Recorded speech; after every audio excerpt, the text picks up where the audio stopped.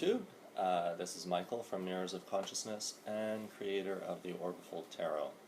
So I wanted to do a follow-up video on the recent video about using the Orbifold Tarot for magic and spellwork, and expand that a little bit to show you how you might use the tarot to cast your circles for magical workings, using the elements and the directions as the basis. So sorry about making you stare at my ceiling. I've rigged up my camera so that I can show you the actual cards, the actual spread. And now that I've got it all set up, I don't want to disturb that, so there you are on my ceiling. And so I'm going to switch the camera around and show you the circle.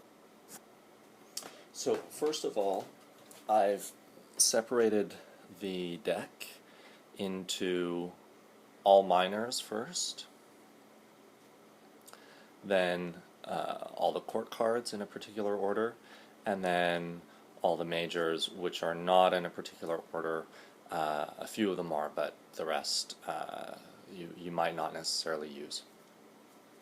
The order for the minors is all the tens first, from earth through water to air, and so on all the way down the pack.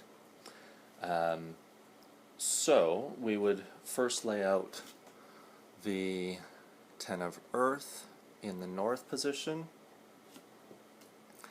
then set our, oh, that's a bit of a glare.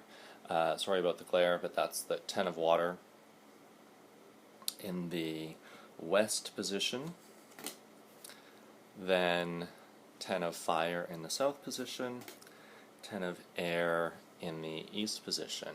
And of course you could say a particular invocation for each, not only each element in each direction, but also you could say a particular invocation for each rank, each number of the elements. And then you would continue on, placing 9 on top of 10 earth in the north direction, then 9 of water on top of the 10 for the west, 9 of fire on top of the 10 for the south, and 9 of air on top of the 10 for the east, and so on. You would continue all the way around your circle with a separate invocation for each direction and each rank, all the way around. And so we're moving from the 10, you could do it in the other direction too if you like. I've just chosen to go from 10 to ace because in a way the 10 is the most dense manifestation of the element, and the ace is the most subtle. The ace is the closest to either closest to spirit or closest to the unmanifest form of the element before it differentiates into its denser variations of the element. So we go all the way around. Of course, if you were casting a bigger circle, instead of placing each card directly on top, you might start offsetting them. So the 10 is setting the clear cardinal direction, but then the 9 starts to come around, and then the 8, and then the 7, and so on as you're building your circle around and around and around, so that the ace, the seed of the element, is feeding into the denseness, the full manifestation of the next element around. And so in that way you're linking each of the directions, and you're linking each of the elements around.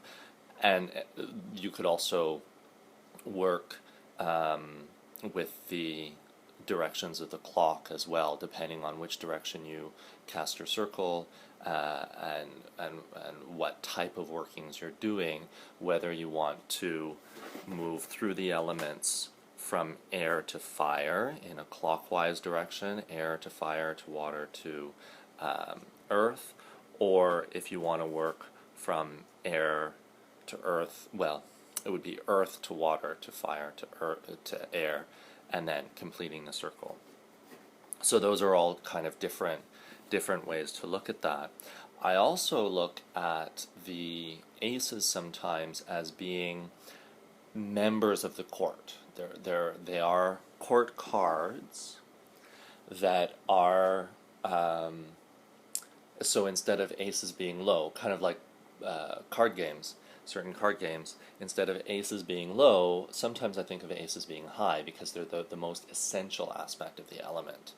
So we can add the court cards now to that as well, and we would add the court card of the court rank that is at most at home in their element. So on top of the ace, or continuing around from the ace of earth, we might think of crowning the ace of earth with the page of earth, then crowning the ace of water with the queen of water, then crowning the fire, ace of fire with the knight of fire, crowning the king of air, the ace of air with the king of air. So we've gone all the way around. And then the other court cards that involve a second element that aren't so necessarily at home in their element, those also go around the circle in their degree of the element. So next we would place the queen of earth between the page and the queen, earth and water, because this is still earthy, but it's moving into water here. And then we'd place the page, and the page is that earth element is narrowing, it's coming down a little bit as the water element is building up around. And we continue around. So then we place the next water, the knight of water. So that seed of fire is starting to build in the knight of water. And then that seed of fire grows into the queen of fire, and the seed of fire grows, but the water element itself reduces to a seed in the queen before becoming the knight of fire. And then same principle here. Now we've gone full fire here, and we're transitioning from full fire to develop a seed of air. From that seed of air, the air element builds and reduces the fire element to a seed. And then we go full air. From full air, we develop a seed of earth. That seed of earth grows full and contains a seed of air, and so on. So we develop the full circle in that way. We're still getting a lot of glare off that queen. It looks white. She's blue, that queen. Then the last four court cards we can place in between the opposites with the same principle of the balance of the element. So knight of earth containing a seed of fire on a background of earth would go still in the north direction, in the earth direction, but it's connecting the south aspect, the fire element, down. Same thing with our king of water. It's water connecting that seed of air to the opposite side, from west to east. Then page of fire, background of fire, it's still in the fire direction, in the south direction, but it's containing the seed that grows up into the north, the earth.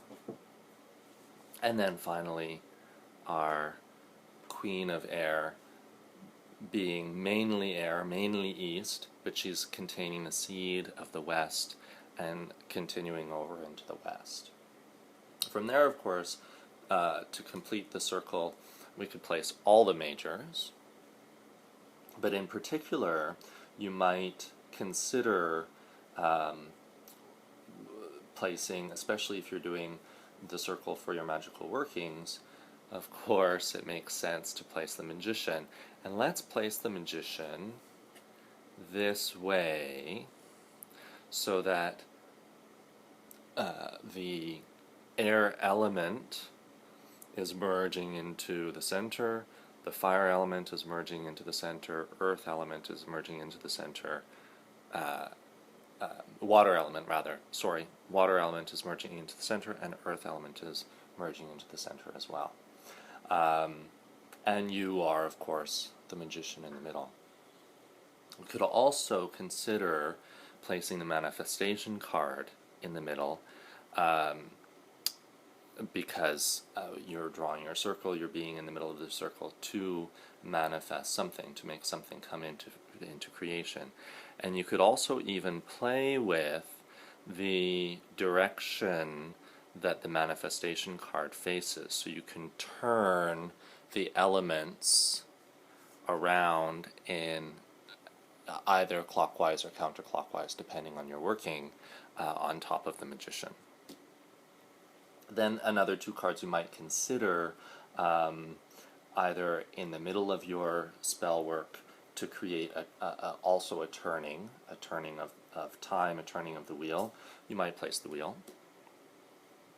And then another card that you might consider for the end of your working, to signify that it's complete and that the spell is done, is the world. And I would put the world again with this central circle going in the four cardinal directions appropriate to the elements.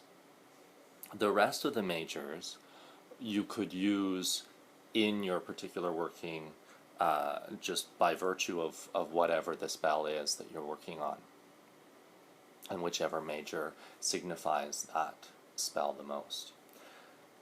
So I hope that's a helpful way to think about casting the circle, using the tarot and using the elements, and using the directions associated with the elements in a way to help you focus and help you really come into what are the elemental aspects and how do the elements interact, because that's what we're doing in elemental magic, is we're manipulating, or at least recognizing and bringing to consciousness an awareness of how various elements interact with each other, and then how to use that interaction in our lives.